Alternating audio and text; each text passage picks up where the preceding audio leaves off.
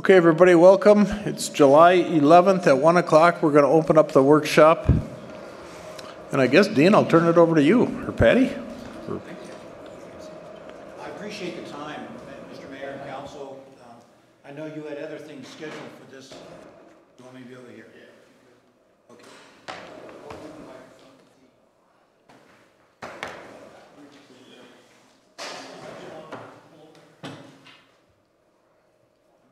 Reach quite that far, yeah.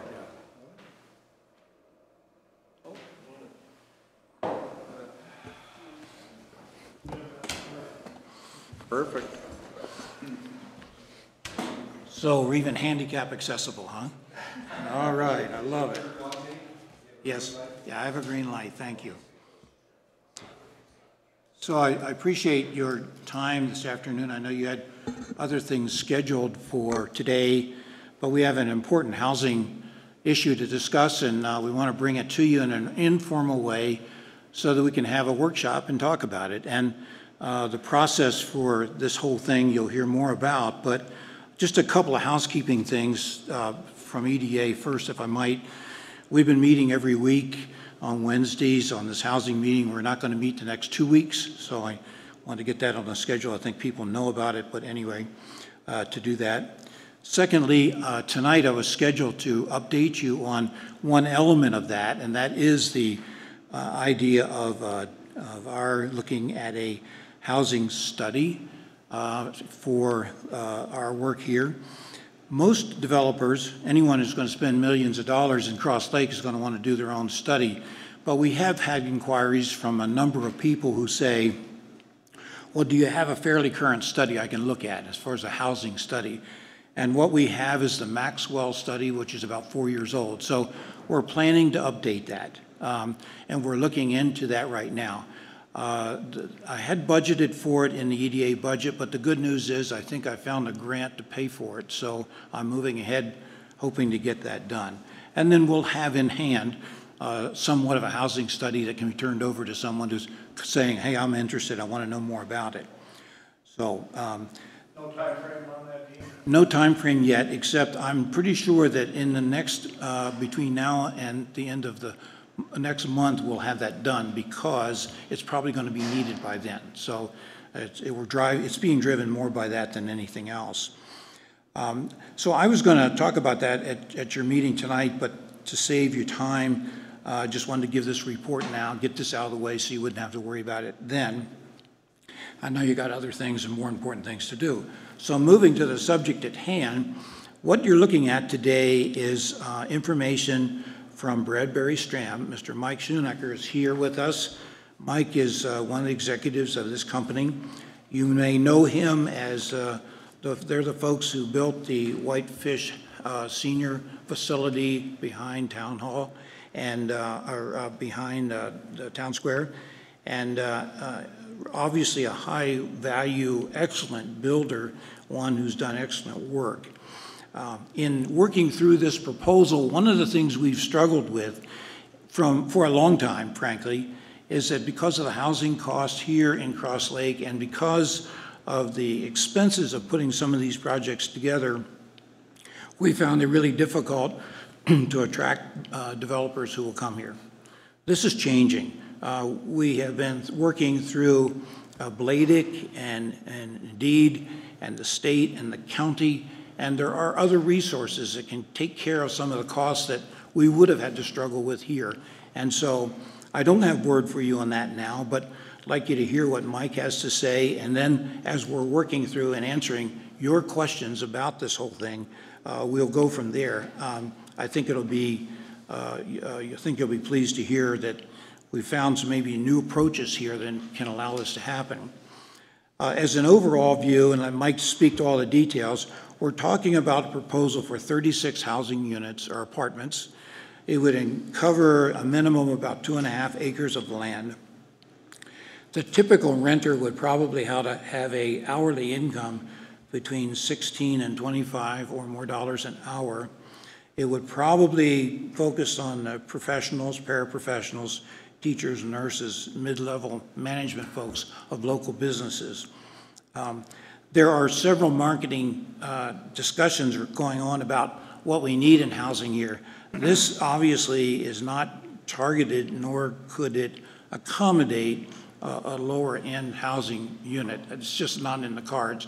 And the reason for it most primarily is that the total cost of the project just wouldn't justify it. So that's what we're speaking to. And with that, I'd like to turn things over to Mr. Mike Schoenecker of Bradbury Stam and let him speak to this. Would you mind standing up there, Mike? Yeah. Dave? Yep. Eric Charpentier from Crow Wing County Housing and Rural Development is here, so if anybody has any questions for him, he's sitting back there. Okay. Is that scratch paper in the corner over there? Kleenex. Thank you, everyone. Thanks for inviting me up here. I actually wear two hats. I'm a vice president of Bradbury Stam, which is a top 400 contractor in the country, and I am a developer that I do outside of Bradbury Stam. And right now I have 212 units under construction and just opened a 106-unit building of senior housing.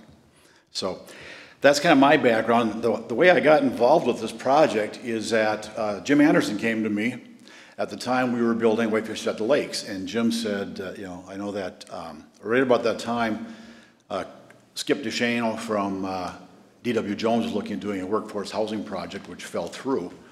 And there's been talk for years that we need housing in town. And so that's why I'm here. And my intent is that reality is no one's going to get rich on this project from a developer, investor, or anything else. What happens when you get to a project the size of a 24, 36-unit apartment building, and everything that you see and everything that you have is very preliminary. I mean, we don't have a site yet. I don't have an actual building designed yet. It's just based on other similar projects. But when you get into a smaller project, it's hard for me to attract outside investors. The projects I do where I have outside investors are $30 million projects. I can get in outside investors because I can get them a 14 to 18% rate of return on their investment. I can't do that here. There are fixed costs. You have the construction costs, which we have no control over. Nobody does, and they go up and down daily. Interest rates are going up and coming back down and going back up and coming back down. And I can only charge so much for rent. So those are fixed costs that I have no control over. It's the stuff in the middle I have to try to play with. So I'm trying to minimize those costs in the middle to get the best project in the town. So there really is no developer, and I see this as being a community project. In order to get investors, I'm going to have to get local investors, people in town who see the need for this housing. They may be business owners that say, I have people looking for a place to live all the time. I can't get staff because they come in here and say there's no place to live. I'm in the same market. I'm the managing partner of Whitefish at the Lakes. I have certified nursing assistants that need a place to live. I have dietary staff need a place to live. And I have to get, having an apartment like this would be very beneficial to us as an employer. The rate of return on investment, my goal in this is to get a rate of return of 8 to 10% for the investors. As I mentioned, they can get more than that on a storage building. So that's why I have to really concentrate and work hard to get local involvement as much as possible. If you look at the packet, I'm not sure how the packet was put together, exactly the order of it, but there is a sheet that says notes from Andy Martin. Andy Martin is the CEO of Granite City Real Estate in St. Cloud. And they do a lot of market rate apartments that they manage. They don't own them, but they manage them. They work with developers in that. So I put those notes in there as to what is typical of a market rate apartment building. Minimal common space, and in this building we look at what I'm planning, it only be a small community room that mainly geared towards families having a birthday party. It's not going to be a big event center for weddings or anything like that. It'll just be a smaller space. There'll be no fitness center. You've got one at the south end of town. They can go use that. I don't have space to put that in there. It'd be slab on grade. We'd have detached garages, and only so many of those, probably only 20 of those, even though it's a 36-unit building, because I have to pay extra for the garage, and some people don't want to do that. We'd be looking at a boiler, hot water heat with through-wall air conditioning in the units. Again, air conditioning isn't quite as big up here, but I've had a cabin on Horseshoe for 41 years, and I still like air conditioning, like next week's gonna need it. So you do have to have that. And then he shows what the development costs are and so forth. The rents I'm targeting on the bottom of the sheet would be $950 for a one-bedroom, $1,050 for a one-bedroom den, $1,250 for a small two, $1,390 for a large two, and $1,490 for a three-bed. Now, if somebody's renting out a cabin or a house to someone, that's cheap. If someone's looking for an apartment, that's expensive. When I was putting all this information together, I looked at apartments.com in Brainerd, Baxter area. There were 3 units for rent. So as you know, costs have gone up. Rents have gone up because costs have gone up. Utilities have gone up. Everything has gone up. Construction has gone up. There's no way I could charge the rents that other apartments are charging in town because there's nothing here that's newer than 20 years ago. So it's hard to compare that. So these are what the rents would be. What I've shown you, there's 2 parentheses numbers behind it. The first one is, and these are off of the HUD sheet, so if you have the HUD sheets in there, you can look at it later, but this is what the first category is at the 60% county median income as established by HUD.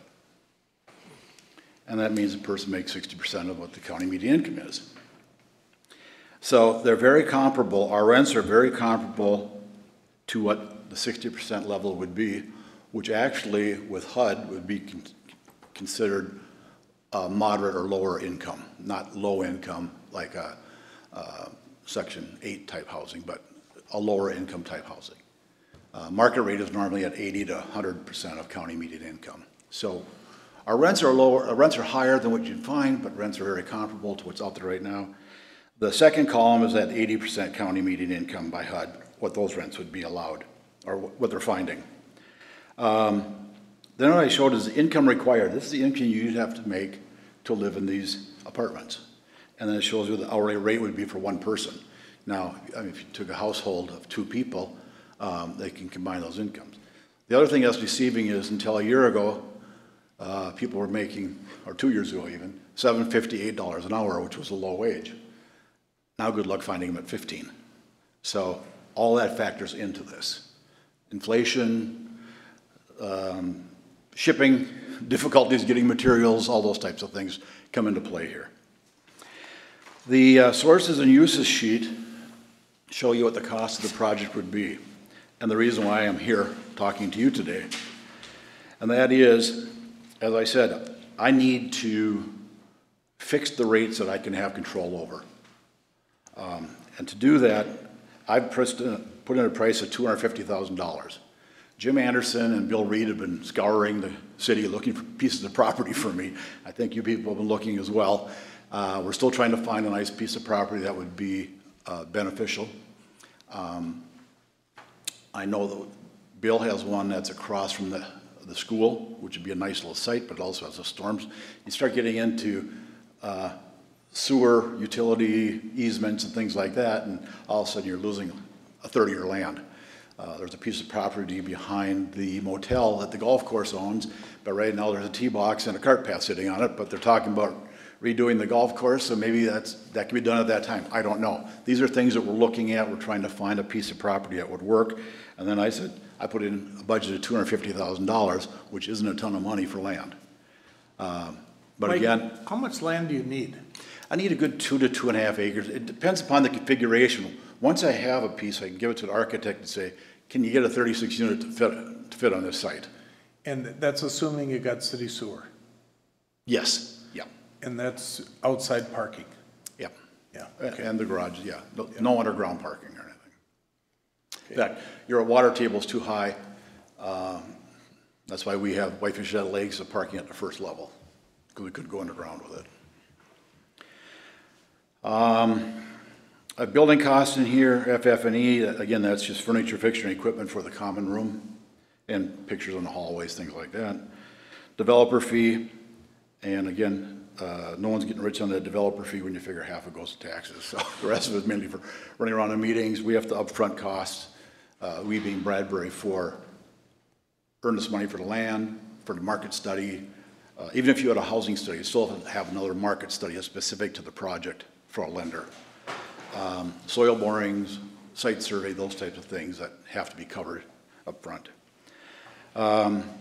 Construction loan interest is the amount of interest being paid during construction. Working capital, that's the money that we capitalize interest, that's the money it takes to cover the payments until we break even from the rents. Financing appraisal charges, legal and accounting, architect and engineer. And then that next line has a big zero sitting there.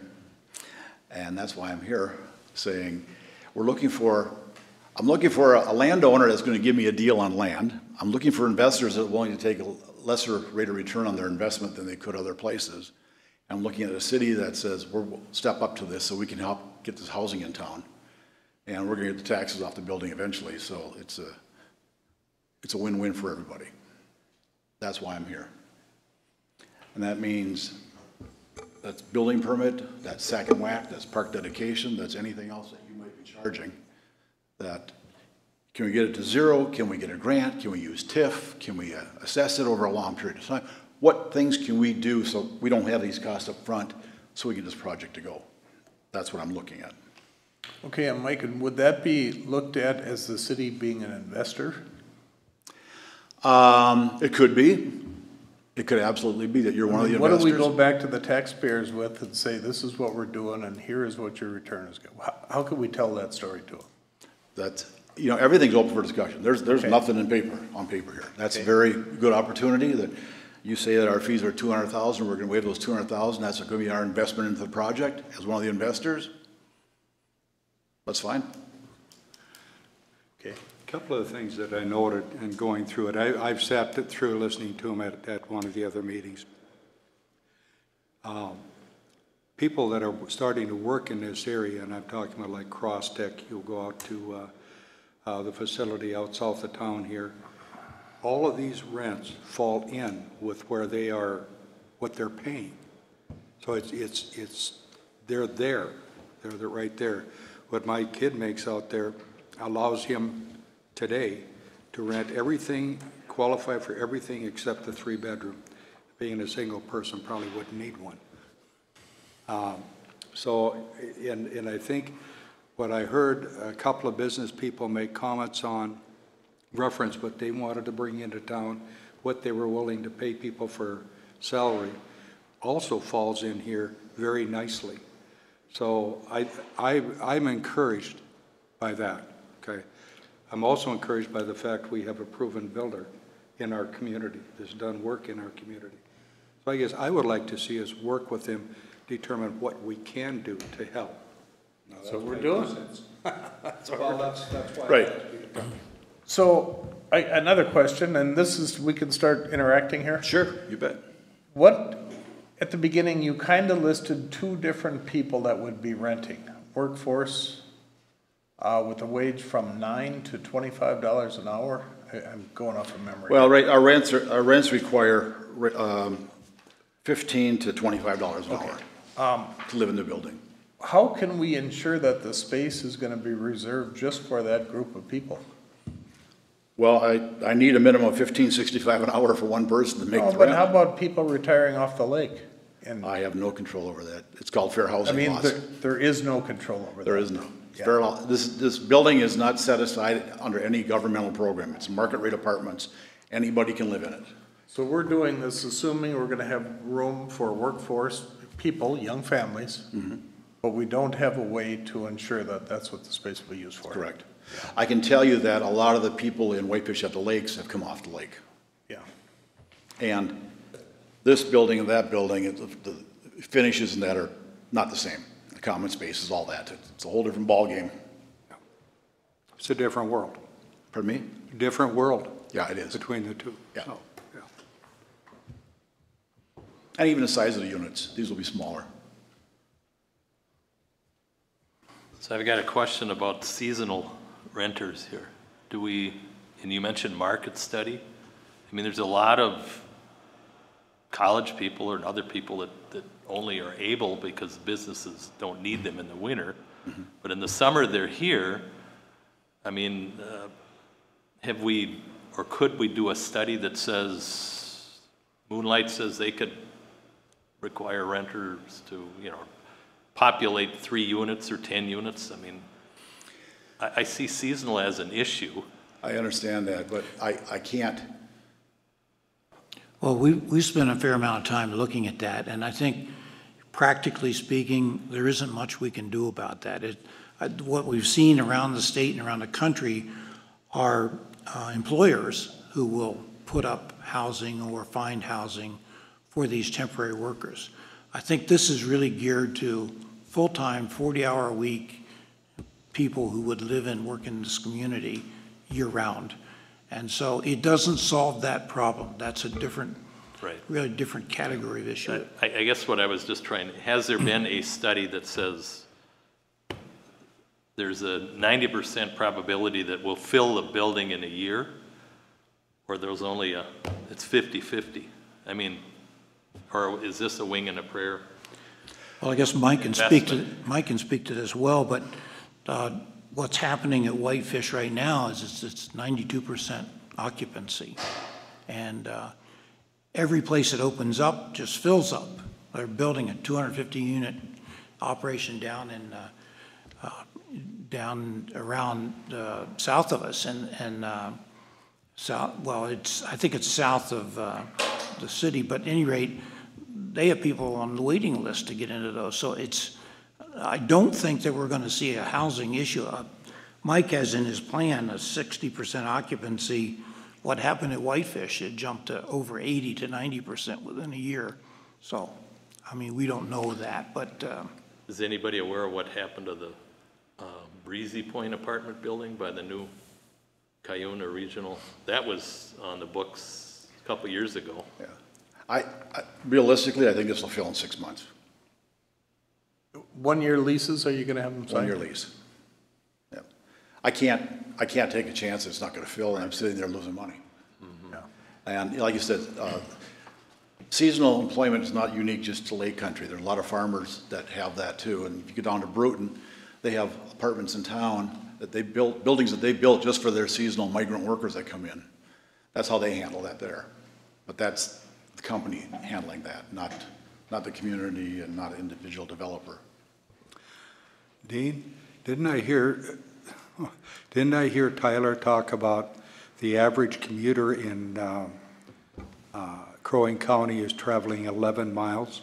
No, actually, it's 22. Well, round trip. I was talking one way. I think it's 22 miles one way.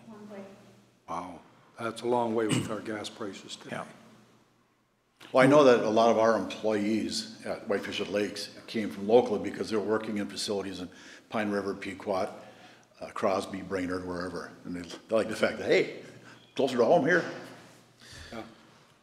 So Mike, how does the council approach looking at, let's just say, giving you the sewer hookup fees? That'd be substantial. That's probably 250, 300,000 on a project like that. How do we give that up to you and then go and charge the next person in line in the city? I mean, how do you handle that? Well, it's pretty easy. How many apartments have you had built here lately? Well, but I mean. And I'm not making, I'm not a developer. I'm here. not saying, but I mean. I'm coordinating whatever it. decision we make here, we Right. gotta answer to the taxpayers. Absolutely. I Yeah. understand that. So,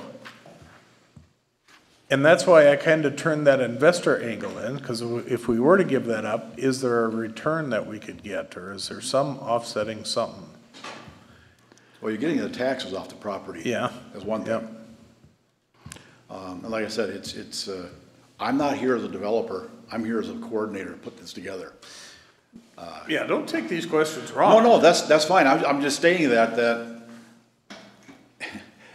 you haven't had an apartment building come to you recently. And there's a reason for it, because it's hard to do a small apartment building because of the return on investment and all these things, and to minimize the cost. Your other private investors that you're looking for, and you're saying an 8 to 10% return, you're gonna try to give them, That's what we'll try to work on. Yep. okay? So if the city were to give you equivalent 300,000 in a sewer discount, could the city look at an 8 to 10% return on that? We'd have to look at it and see how it all turns out. I mean, I can't say that right now without plugging numbers into a formula and see. Okay, well, that is just something to It's consider. something to talk you know? about, absolutely. I think, Mr. Mayor, we've got to find some creative way to get this done, because Yeah. we've been bumping up against this thing for years. And that's it's a very good idea. We hadn't talked about that. But there's also money from the county.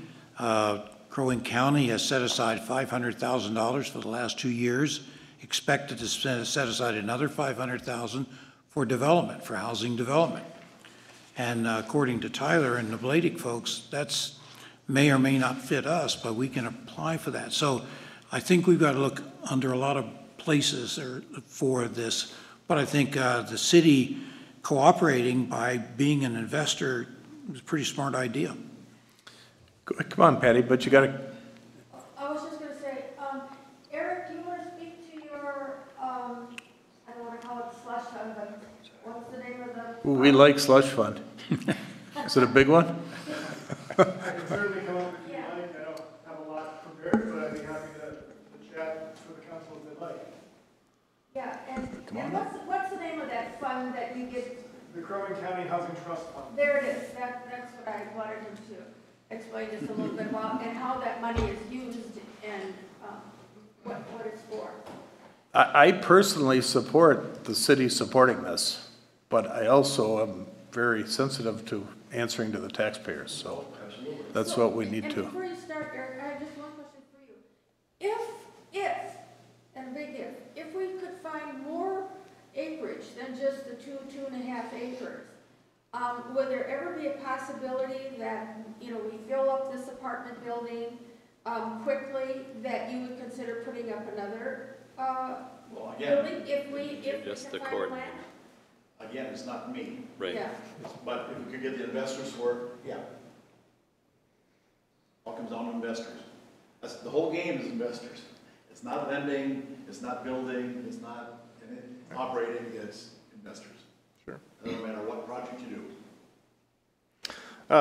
Member of the council, Eric Charpentier. I'm the director for the Crow Wing County Housing and Redevelopment Authority, also Brainerd Housing Redevelopment Authority, and Crosby Housing Redevelopment Authority. We do, through Crow Wing County HRA, have what they've been chatting about is the Crow Wing County Housing Trust Fund. That is funds that we've got in there. We've got 4 different programs that we run through there. One of them is geared towards development and hoping to get developers interested in borrowing from this fund. These are at this point loans, but they are 0%. So as you talk about rising increase in interest rates, we do believe that our programs are going to be advantageous for developers if they are looking for some cheaper money.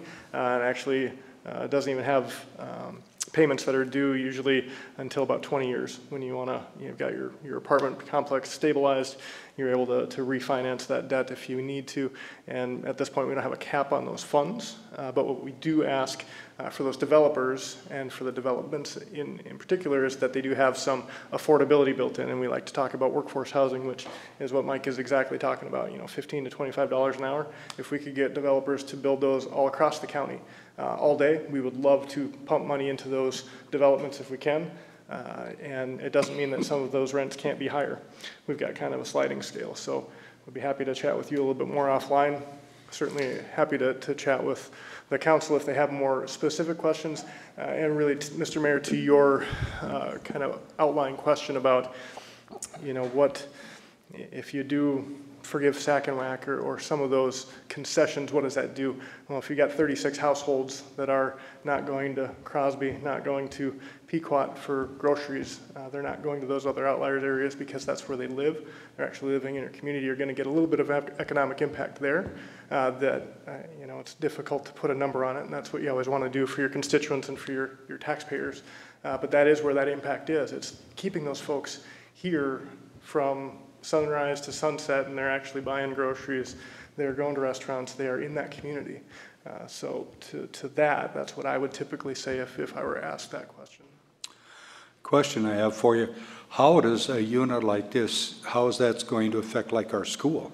Sure, you know, and, that's great question. Hopefully you've got some families in there. I don't know what your split is for 1, 2s, and 3s. You know, your 2s and 3 bedrooms, you're likely hoping to have more of a family dynamic in there. Ones, I can tell you across the county, we need a ton of one-bedrooms. It's a huge need out there in the county, but if you've got 2s and 3s in those mixes, you're hopefully gonna see some mix of families and then hopefully some school age too. So are these funds available to a private developer? They are. Or they are? Yeah, and What's that's what the- they're geared towards. Okay, what's the maximum cap on it? There isn't at There this isn't. point, other than what we've got in the fund at this point. And we just closed our first loan last Thursday, which is great. We've got about 1.4 in there as of the end of this year, once we get the taxes that come in. So we've got a nice fund, but as you know, as a developer and as a builder, 1.4 million, we're not going to be able to build anything for 1.4 million. We're really meant as a gap financer with these funds. We're not going to be a major lender. We're still counting on that developer to have a primary lender in that. So But Mike, if you to have this point- $500,000, you're not going to give it to one project, I assume. I don't know. You don't is know up- that? Oh, That is up for our board to decide, and if we've got the right project, I wouldn't say that they wouldn't take a look at that. The housing need is so dire in Crow Wing County across the board that any viable project that's able to start building sooner rather than later, I think we would take a look at it. So do you look for funding to increase that trust fund? We so far have counted on our tax levy for that. We would love to find other partners to contribute to that, but that is tax levy that the Crow Wing County HRA has the authority to do. So if the city leveraged the access or fee, WAC, the yep. SAC fees, would that weigh heavy on, on, On our board, it certainly might. Again, anything over $50,000 as far as an ask, that goes to our board. But I will tell you that that's what we talk about at our board meetings, is what projects do we have, what big projects do we have to move the needle, 1s and 2s, as far as single-family residences are great, but those ones that will move the needle more are those multifamily, complexes. so you don't have any projects in front of you right now? I don't know. Okay, so if the city did get involved and did the SAC charges and park dedication fees, that'd be a pretty hefty contribution. Well, I think you're looking at how you're combining resources, right? And the more partners you've got, I think the more viable a project you're going to have and less risk that you're going to have on the developer side. And that's really what he's trying to do is, number one, lower his cost to do it and to some extent lower that risk to where it's palatable for his investors to come in and say, we could maybe get 20% in a different project. We'll go in maybe at 8 to 9, 10%, but we've got to have a little bit more certainty of where funding is going to come in. So I think it's all, community partners. So you could actually figure out what we capture in tax base versus what we would contribute in SAC and park dedication fees. I mean, I think that would be important for the city council to make a decision. Taking the proposed building cost and running by the county what they would charge for taxes. That's what we take a look at.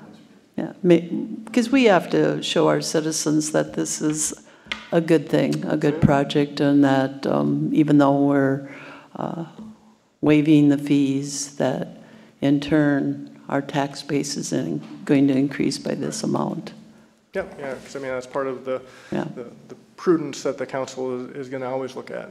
You need to look at that. I think we'd need those numbers to make Anything else for me? to make a true decision.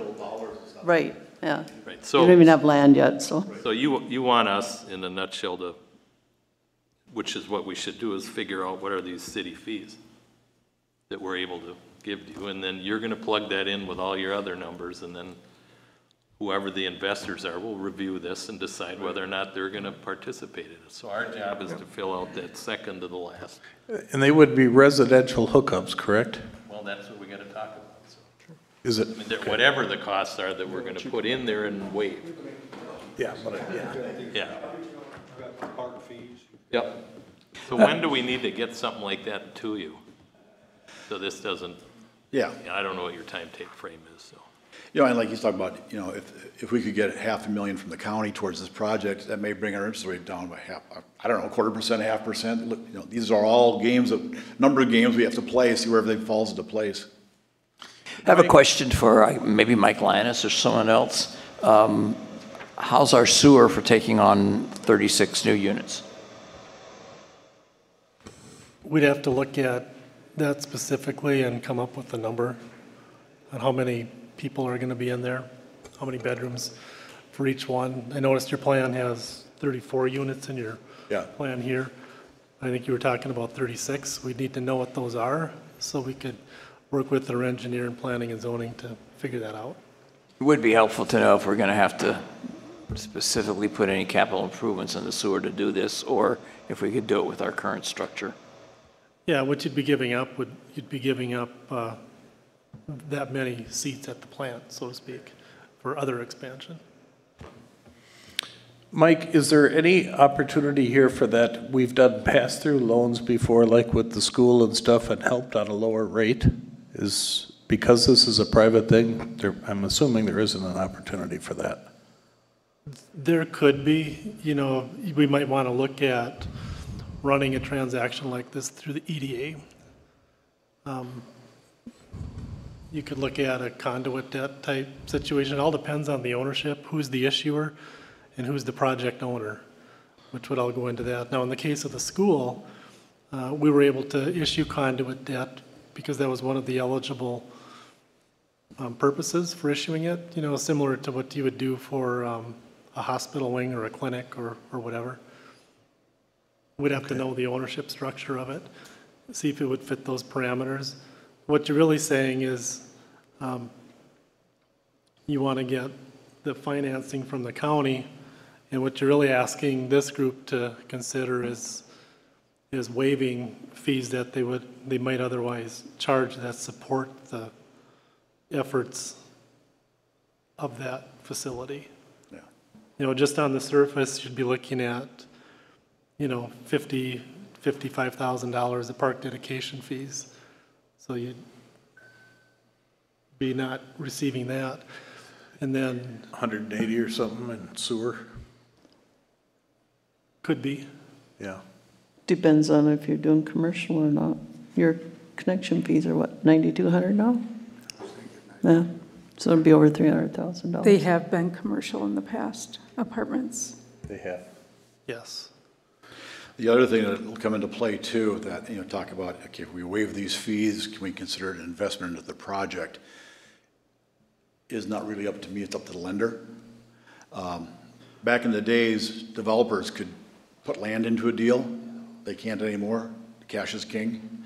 So they want to see money. So that, again, that's not up to me. That'd be up to the lender. I don't have a lender picked yet. I have several I've talked to. But they'd have to say, yeah, that's fine with us. I think it would be advantageous to find land where we have a sewer structure. That is another concern or interest of mine as to where would this go?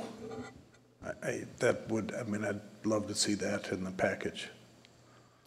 Where does it fit? Where would it go? You know, the first one that came around, people, the community didn't like it there. Yeah, Mr. Mayor, we've been looking at that issue for some time now and trying to identify potential projects or property, and it is tough, and there's probably 2 or 3 at the end of the day. But Mike's going to have to make a decision. If he can make a deal with someone to buy a certain piece of property to make this go, then obviously it'll be back to you guys to make sure that fits with what the city is trying to accomplish and the rest.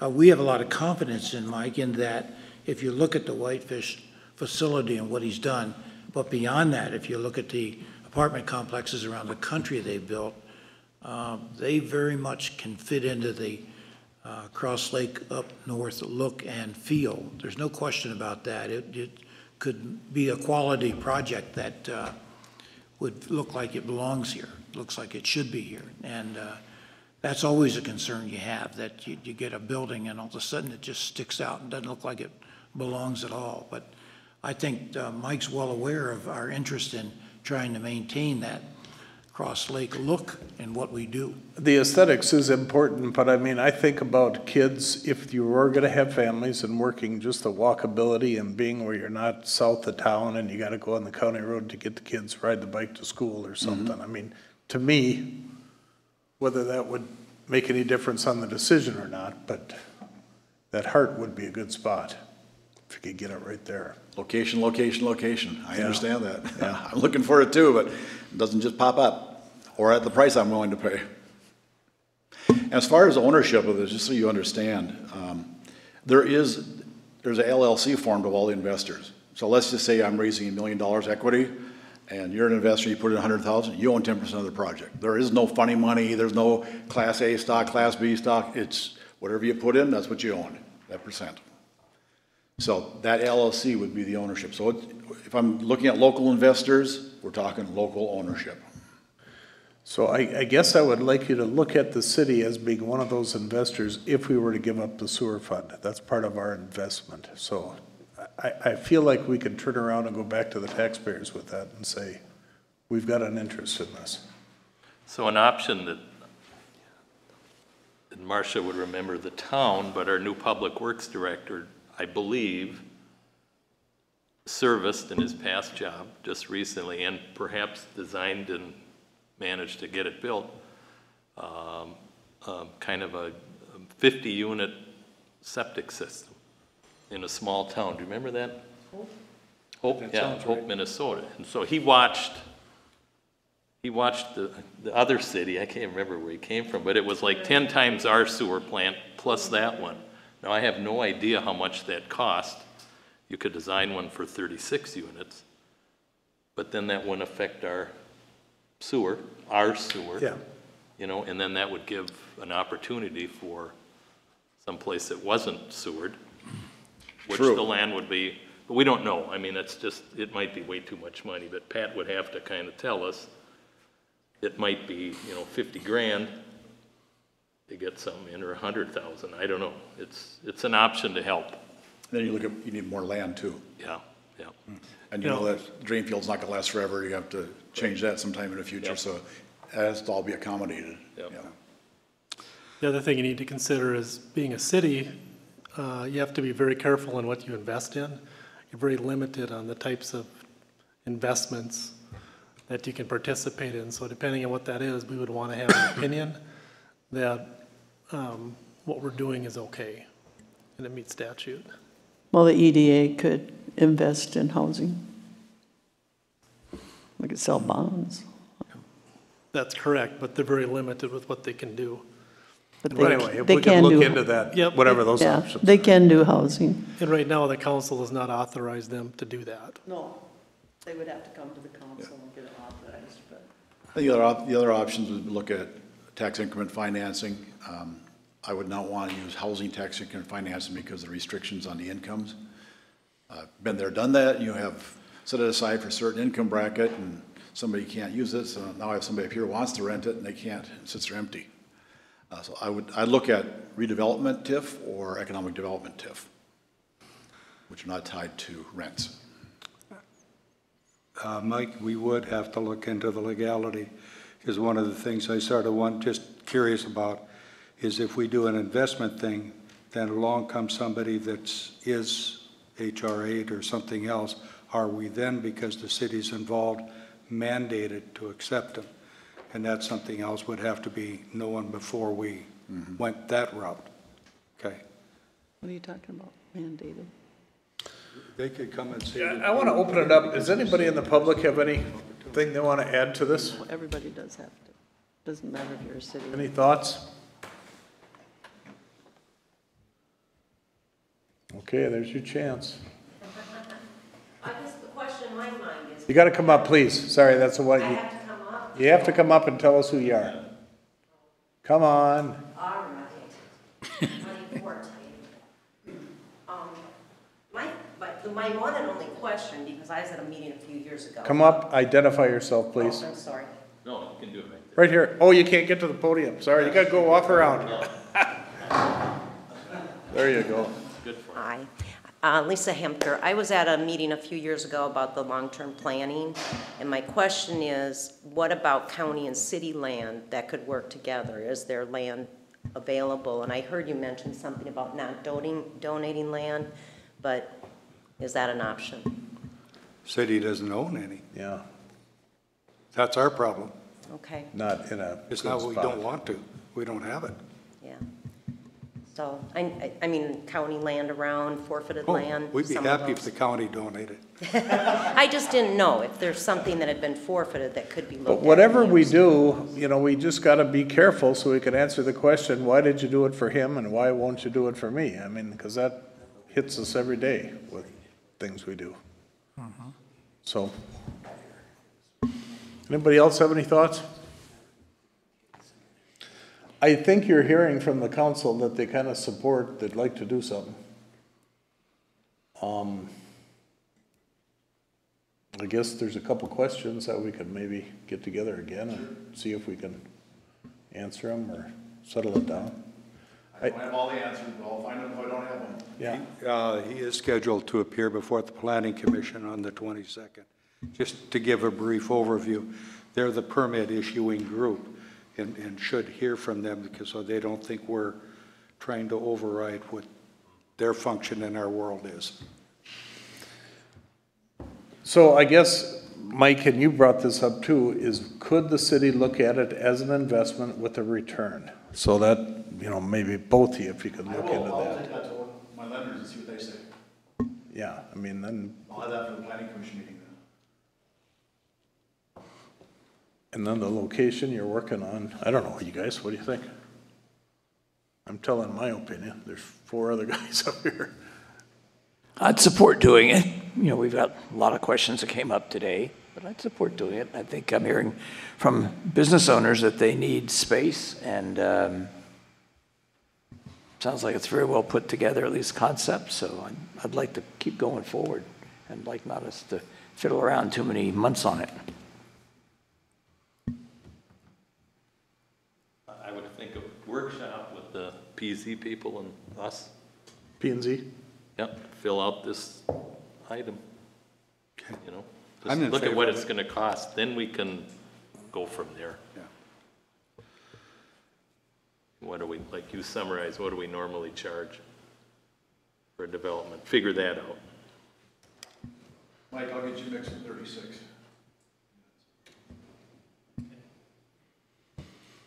Aaron and Marcia, why don't you, just for the record, what's your opinion of it? You support it? Yeah, I support it, but we're really in the premature stages. We don't even have land. You really need land costs. And then again, the sewer, if you're lucky enough to find land where we don't have to put in a big main line, that's all pretty expensive. So I guess the numbers would have to work. And I would say the EDA would be, you know, the sponsoring entity for the city, not the city. It would have to be the EDA for housing, I would think. HRA, EDA, they have the same powers and it's housing, and it's, the city council doesn't take care of housing. That's why we have an EDA. Yeah, at this point, we realize there's a lot not known, but we wanted to get your preliminary thoughts on this. We need to do this right. We've stumbled around, frankly, in the past, I'm speaking about EDA as well as the community, and not solving these problems.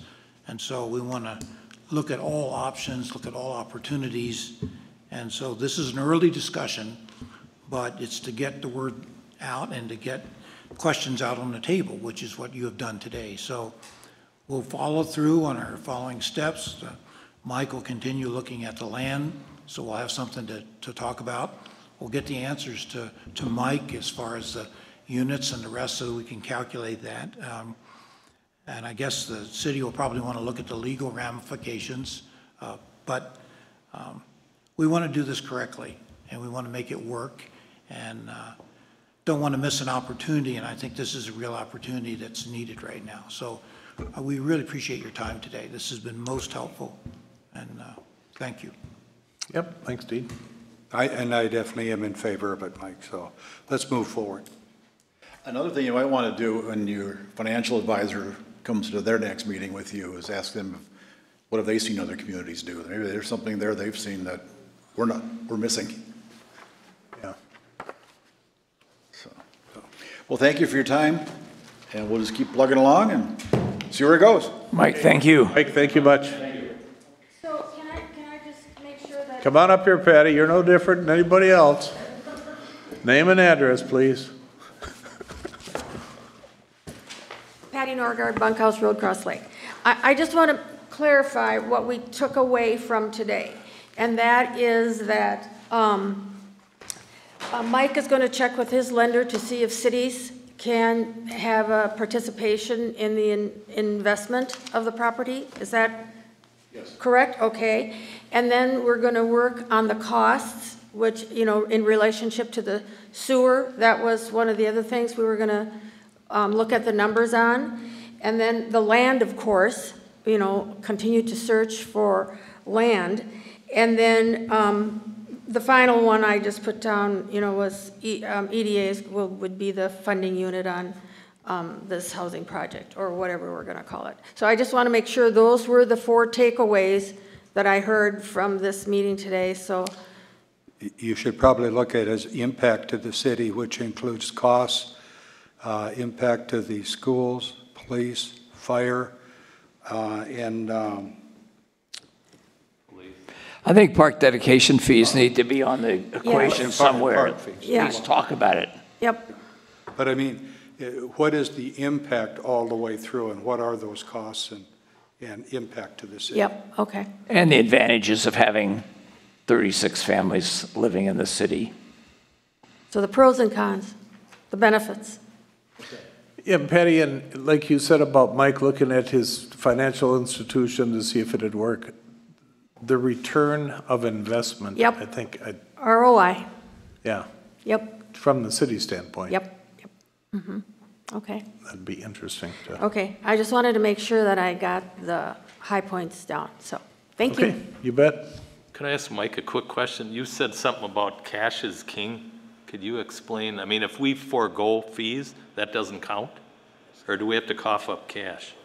No, well, for the investment side, Right. For our share of what we're doing on that line. doing it as an investment, the bank may require cash instead of just foregoing it. So then that'd be exchanging checks? Yeah.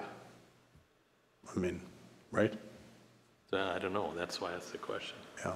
Landowners do that. Yeah, yeah. All right. Well, a lot of questions. I mean, things if you could look into them. Anybody else have anything? Then I'll close the workshop, huh? Thank you. Okay, thanks for coming.